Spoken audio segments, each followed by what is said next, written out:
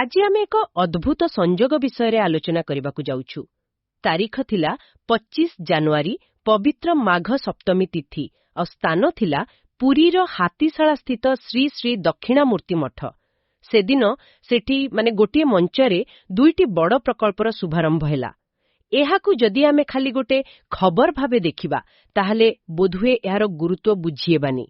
ଆଜିର ଡିଜିଟାଲ ଯୁଗରେ ଆମେ ସମସ୍ତେ ଗୋଟେ ବଡ଼ ସମସ୍ୟାର ସମ୍ମୁଖୀନ ହେଉଛୁ, ତାହା ହେଲା ଇନଫର୍ମେସନ ଓଭରଲୋଡ୍। ଏତେ ତଥ୍ୟ, କିନ୍ତୁ କୋଉଟା ଠିକ୍ ଆଉ କୋଉଟା ଭୁଲ ଜାଣିବା ବହୁତ କଷ୍ଟ।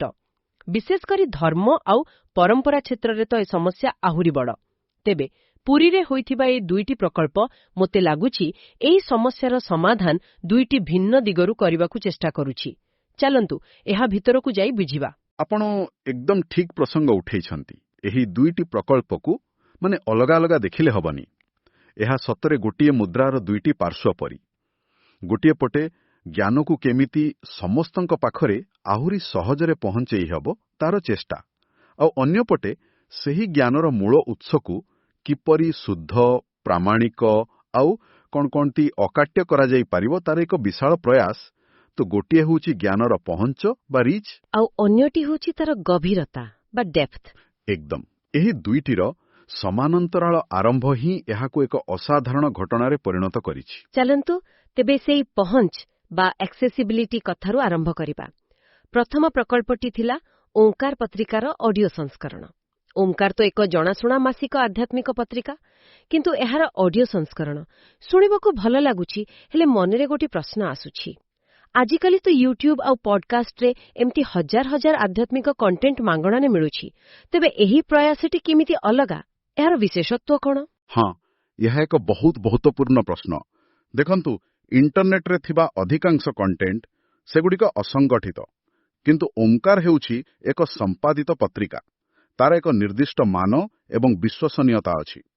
ଏହାର ଅଡିଓ ସଂସ୍କରଣ କରିବା ଏହା ଖାଲି ଏକ ଟେକ୍ନୋଲୋଜିର ପ୍ରୟୋଗ ନୁହେଁ, ଏହା ପଛରେ ଗୋଟେ ବଡ଼ ଦୂରଦୃଷ୍ଟି ଅଛି। ପ୍ରଥମତଃ, ଯେଉଁମାନେ ଦୃଷ୍ଟିହୀନ ସେମାନେ ଏବେ ଆଧ୍ୟାତ୍ମିକ ଜ୍ଞାନରୁ ବଞ୍ଚିତ ହେବେନି। ଠିକ୍। ଦ୍ୱିତୀୟରେ, ଆମ ସମାଜରେ ଏବେ ବି ଅନେକ ଲୋକ ଅଛନ୍ତି ଯେଉଁମାନେ ପଢ଼ି ଜାଣନ୍ତି ନାହିଁ। ସେମାନେ ବି ଏହାର ଲାଭ ଉଠାଇପାରିବେ। ଆଉ ତୃତୀୟ, ଯାହା ମୋତେ ଲାଗୁଛି ସବୁଠୁ ବଡ଼ କଥା, ଆଜିର ବ୍ୟସ୍ତବହୁଳ ଜୀବନ। ସମୟର ଅଭାବ। ଏକଦମ। ଲୋକମାନେ ଗାଡ଼ି ଚଳାଇବା ବେଳେ, ବ୍ୟାୟାମ କରିବା ବେଳେ କିମ୍ବା ଅନ୍ୟ କାମ କରିବା ବେଳେ ବି ଏହାକୁ ଶୁଣିପାରିବେ। ଜ୍ଞାନକୁ କେବଳ ପୃଷ୍ଠା ଭିତରୁ ବାହାର କରି ଲୋକଙ୍କ ଦୈନନ୍ଦିନ ଜୀବନର ଅଂଶ କରିବାର ଏକ ପ୍ରୟାସ। ଆଉ ସେଇ ସୁଲଭତା କଥାକୁ ଆହୁରି ଆଗକୁ ନେଇ ଆମେ ଯାହା ପଢ଼ିଛୁ, ପତ୍ରିକାର କୋଷାଧ୍ୟକ୍ଷ ଲମ୍ବୋଦର ସାହୁ ଏବଂ ପ୍ରକାଶିକା ସୁଶ୍ରୀ ସୁଶ୍ରିୟା, ସେମାନେ ଏହାକୁ ଏକ ସମ୍ପୂର୍ଣ୍ଣ ମାଗଣା ସେବା ବୋଲି ଘୋଷଣା କରିଛନ୍ତି। ଏହା ପ୍ରକୃତରେ ଏକ ବଡ଼ ପଦକ୍ଷେପ ନା? ନିଶ୍ଚିତ ଭାବରେ।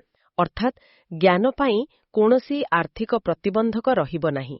ସେଠାରେ ଉପସ୍ଥିତ ଥିବା ଅତିଥିମାନେ, ଯେମିତିକି ସ୍ୱାମୀ ଭାଗବତାନନ୍ଦ, ସ୍ୱାମୀ ଶୁଭାନନ୍ଦ, ଶ୍ରୀମନ୍ଦିରର ପୂର୍ବତନ ପ୍ରଶାସକ ଭାସ୍କର ମିଶ୍ର ଏବଂ ବରିଷ୍ଠ ସେବାୟତ ନୀଳମଣି ଗୁରୁ, ସମସ୍ତେ ମୁଖ୍ୟ ସମ୍ପାଦକ ସ୍ୱାମୀ ପ୍ରଣମାନନ୍ଦଙ୍କ ଉଦ୍ୟମକୁ ବହୁତ ପ୍ରଶଂସା କରିଥିଲେ। ହଁ, ଆଉ ଏହାର ଏକ ସାମୂହିକ ପ୍ରୟାସର ଫଳ। ସେମାନେ ଗୋଟେ କଥା କହିଛନ୍ତି ଯାହା ମୋତେ ବହୁତ ଭଲ ଲାଗିଲା। ଏହାକୁ ଆଗାମୀ ବଂଶଧରଙ୍କ ପାଇଁ ଏକ ବରଦାନ ବୋଲି କହିଛନ୍ତି। ଏଇଟା ହିଁ ଏହାର ଦୀର୍ଘମିଆଦୀ ଲକ୍ଷ୍ୟକୁ ସୂଚାଉଛି। ଏହା କେବଳ ବର୍ତ୍ତମାନ ପାଇଁ ନୁହେଁ, ଭବିଷ୍ୟତ ପାଇଁ ଜ୍ଞାନର ଏକ ଶ୍ରାବ୍ୟ ଭଣ୍ଡାର ତିଆରି କରିବାର ପରିକଳ୍ପନା। ଏକଦମ। ତେବେ ଓଁକାର ଅଡିଓ ମାଧ୍ୟମରେ ଜ୍ଞାନକୁ ସମସ୍ତଙ୍କ କାନ ପର୍ଯ୍ୟନ୍ତ ତ ପହଞ୍ଚାଇ ଦେଲା, କିନ୍ତୁ ଏଠି ସେହି ମୂଳ ପ୍ରଶ୍ନଟି ପୁଣି ଉଠୁଛି। ଯେଉଁ ଜ୍ଞାନ ପହଞ୍ଚୁଛି ତାହାର ମୂଳ ଉତ୍ସ କେତେ ଶୁଦ୍ଧ, କେତେ ପ୍ରାମାଣିକ? ଇଣ୍ଟରନେଟ୍ରେ ବୁଲୁଥିବା ଅନେକ କଥା ପରି ଏହା କେବଳ ଲୋକକଥା ବା କାଳ୍ପନିକ କାହାଣୀ ନୁହେଁ ତ? ଆଉ ସେଇଠି ହିଁ ଆସୁଛି ସେହି ଦିନର ଦ୍ୱିତୀୟ ଆଉ ବୋଧହୁଏ ସବୁଠୁ ଗୁରୁତ୍ୱପୂର୍ଣ୍ଣ ପ୍ରକଳ୍ପ, ଶ୍ରୀ ଜଗନ୍ନାଥ ତଥ୍ୟକୋଷ। ଏକଦମ। ଏହା ହିଁ ସେହି ଦ୍ୱିତୀୟ ପାର୍ଶ୍ୱ, ଯାହା ବିଷୟରେ ଆମେ ଆଲୋଚନା କରୁଥିଲେ, ଜ୍ଞାନର ଗଭୀରତା ଏବଂ ପ୍ରାମାଣିକତା। ସେହି ମଞ୍ଚରେ ହିଁ ଲୋକାର୍ପିତ ହେଲା ବହୁ ପ୍ରତୀକ୍ଷିତ ଶ୍ରୀ ଜଗନ୍ନାଥ ତଥ୍ୟକୋଷର ପ୍ରଥମ ଖଣ୍ଡ, ଆଉ ତାର ନାଁ ହେଉଛି ବ୍ରହ୍ମପୁରାଣୋକ୍ତ ପୁରୁଷୋତ୍ତମ ଶ୍ରୀଜଗନ୍ନାଥ। ଏଠାରେ ତଥ୍ୟକୋଷ ଶବ୍ଦଟି ମୋତେ ବହୁତ ଆକର୍ଷିତ କରୁଛି। ଆମେ ସାଧାରଣତଃ ଜ୍ଞାନକୋଷ ବା ଏନସାଇକ୍ଲୋପିଡିଆ ଶବ୍ଦ ସହ ପରିଚିତ, କିନ୍ତୁ ଏହାକୁ ତଥ୍ୟକୋଷ ବା ଫ୍ୟାକ୍ଟପିଡିଆ କାହିଁକି କୁହାଯାଉଛି? ଏ ଦୁଇଟା ଭିତରେ ପ୍ରକୃତ ଫରକ କ'ଣ? ଆଜ୍ଞା, ଏହାର ଫରକ ବହୁତ ବଡ଼ ଆଉ ବହୁତ ଗଭୀର।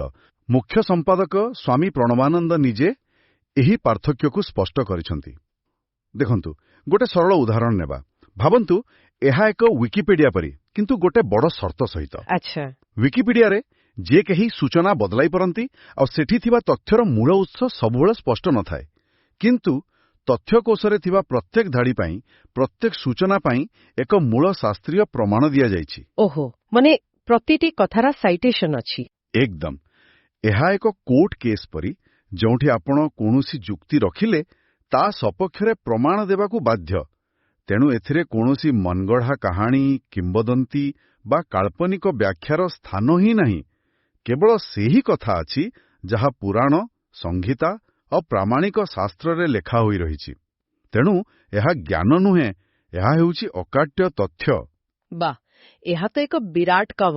ମୋତେ ସବୁଠୁ ଆଶ୍ଚର୍ଯ୍ୟ ଲାଗୁଛି ଯେ ଏହି କାମଟି 2012ରୁ ଚାଲିଥିଲା। ମାନେ ପାଖାପାଖି 10 ବର୍ଷର ଗବେଷଣା ଆଉ ପରିଶ୍ରମ ପରେ ଏହାର ପ୍ରଥମ ଫଳ ଆମେ ଦେଖୁଛେ। ଏତେ ସମୟ କାହିଁକି ଲାଗିଲା? କାରଣ ଏହି କାମର ପରିସର ଆପଣ କଳ୍ପନା କରିପାରିବେନି। କେବଳ ପୁରାଣ କହିଦେଲେ ଏହାର ବିଶାଳତା ଜଣାପଡ଼େନି।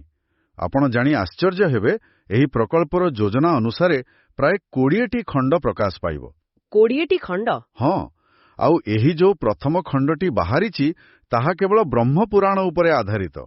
ତ ଭାବନ୍ତୁ, କେବଳ ଗୋଟିଏ ପୁରାଣର ଶ୍ରୀଜଗନ୍ନାଥଙ୍କ ବିଷୟରେ କେତେ ତଥ୍ୟ ବାହାରି ପାରୁଛି।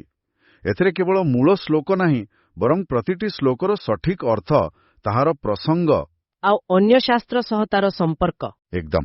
ଏଥିପାଇଁ ତ କେନ୍ଦ୍ରୀୟ ସଂସ୍କୃତ ବିଶ୍ୱବିଦ୍ୟାଳୟର ପ୍ରଫେସର ହରେକୃଷ୍ଣ ମହାପାତ୍ର, ପ୍ରଫେସର ଭଗବାନ ସାମନ୍ତରାୟ ଏବଂ ପ୍ରଫେସର ସ୍ନେହାନନ୍ଦଙ୍କ ଭଳି ବିଦ୍ୱାନମାନେ ନିଷ୍ଠାର ସହ ସମ୍ପାଦନା କରିଛନ୍ତି। ତେଣୁ ଏହା ଏକ ଦୀର୍ଘ ଆଉ କଠିନ ପ୍ରକ୍ରିୟା। ଏହାର ଆବଶ୍ୟକତା କେତେ ଥିଲା ତାହା ଅତିଥିମାନଙ୍କ କଥାରୁ ହିଁ ସ୍ପଷ୍ଟ ହେଉଛି। ପୂର୍ବତନ ପ୍ରଶାସକ ଭାସ୍କର ମିଶ୍ର କହିଥିଲେ, ଏହା ଦୀର୍ଘଦିନରୁ ଗବେଷକ ଏବଂ ପଣ୍ଡିତମାନଙ୍କର ଏକ ପ୍ରମୁଖ ଆବଶ୍ୟକତା ଥିଲା, ଯାହା ଆଜି ପୂରଣ ହୋଇପାରିଛି। ଏହା କେବଳ ଏକାଡେମିକ ସ୍ତରରେ ସୀମିତ ନୁହେଁ ବୋଧେ? ଆଦୌ ନୁହେଁ। ଆଉ ଜଣେ ଅତିଥି, ବରିଷ୍ଠ ସେବାୟତ ନୀଳମଣି ଗୁରୁଙ୍କ ମନ୍ତବ୍ୟ ଏଠାରେ ଆହୁରି ପ୍ରାସଙ୍ଗିକ। ସେ କହିଥିଲେ ଯେ ଏହି ଗ୍ରନ୍ଥ କେବଳ ଗବେଷକ ନୁହନ୍ତି, ବରଂ ସେବାୟତ ତଥା ପ୍ରଶାସକମାନଙ୍କ ପାଇଁ ମଧ୍ୟ ବିଶେଷ ସହାୟକ ହେବ। ହଁ, ଏହା ହିଁ ଏହାର ବ୍ୟବହାରିକ ଦିଗ।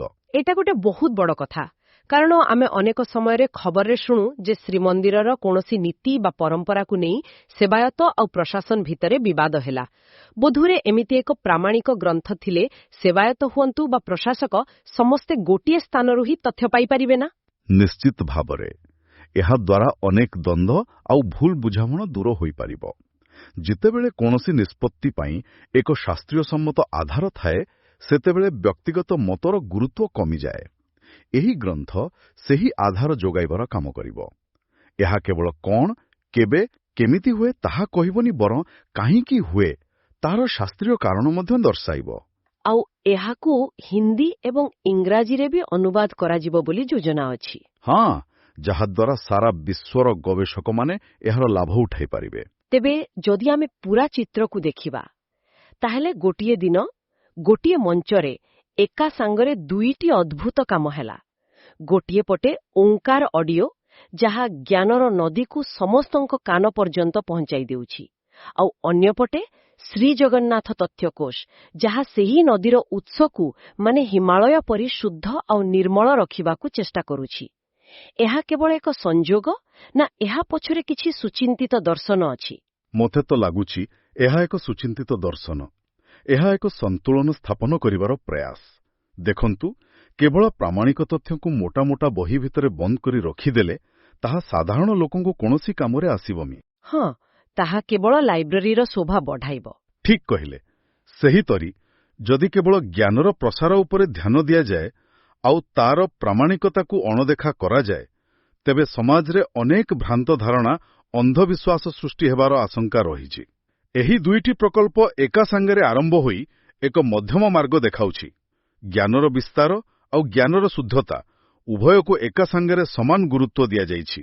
ତେବେ ଆଜିର ଆଲୋଚନାରୁ ଆମେ ଦେଖିଲେ କିପରି ପୁରୀ ଧାମରେ ଗୋଟିଏ ପବିତ୍ର ଦିନରେ ଜ୍ଞାନର ପ୍ରଚାର ଏବଂ ସଂରକ୍ଷଣ ପାଇଁ ଦୁଇଟି ଗୁରୁତ୍ୱପୂର୍ଣ୍ଣ ଆଉ ପରିପୂରକ ପଦକ୍ଷେପ ନିଆଗଲା। ଗୋଟିଏ ଆଧୁନିକ ଟେକ୍ନୋଲୋଜି ମାଧ୍ୟମରେ ସମସ୍ତଙ୍କ ପାଖରେ ପହଞ୍ଚିବାକୁ ଲକ୍ଷ୍ୟ ରଖିଥିବା ବେଳେ ଅନ୍ୟଟି ଶହ ଶହ ବର୍ଷର ପୁରୁଣା ଶାସ୍ତ୍ରୀୟ ପ୍ରମାଣ ସହ ତଥ୍ୟର ଏକ ଦୃଢ଼ ଭିତ୍ତି ସ୍ଥାପନ କରୁଛି। ଏହା ପରମ୍ପରା ଆଉ ଆଧୁନିକତାର ଏକ ସୁନ୍ଦର ସମନ୍ୱୟ। ଆଉ ଏହା ଆମ ସମସ୍ତଙ୍କ ପାଇଁ ଏକ ଗୁରୁତ୍ୱପୂର୍ଣ୍ଣ ପ୍ରଶ୍ନ ଛାଡ଼ିଯାଉଛି। ଆଜିର ଡିଜିଟାଲ ଯୁଗରେ ଯେତେବେଳେ ଗୋଟିଏ କ୍ଲିକ୍ରେ ସବୁ ସୂଚନା, ସବୁ ଜ୍ଞାନ ମିଳିଯାଉଛି, ସେତେବେଳେ ସେହି ଜ୍ଞାନର ପ୍ରାମାଣିକତା ଆଉ ଗଭୀରତାକୁ ସୁନିଶ୍ଚିତ କରିବାର ଦାୟିତ୍ୱ କ'ଣ ଆହୁରି ବଢ଼ିଯାଏ ନାହିଁ? ନିଶ୍ଚୟ ବଢ଼ିଯାଏ। ଓଁକାରର ଅଡିଓ ସଂସ୍କରଣ ଏବଂ ଶ୍ରୀଜଗନ୍ନାଥ ତଥ୍ୟକୋଷର ଆରମ୍ଭ ଏହି ପ୍ରଶ୍ନର ଏକ ସକାରାତ୍ମକ ଉତ୍ତର ଦେଉଥିବା ପରି ମନେହୁଏ। କେବଳ ସୂଚନା ପ୍ରସାର କରିବା ଯଥେଷ୍ଟ ନୁହେଁ, ସଠିକ ସୂଚନାକୁ ସଠିକ ଉପାୟରେ ପ୍ରସାର କରିବା ହିଁ ପ୍ରକୃତ ଜ୍ଞାନର ସେବା। ଆଉ ଏହି ଦୁଇଟି ପ୍ରକଳ୍ପ ସେହି ଦିଗରେ ଏକ ମାଇଲଖୁଣ୍ଟ ସାବ୍ୟସ୍ତ ହୋଇପାରେ।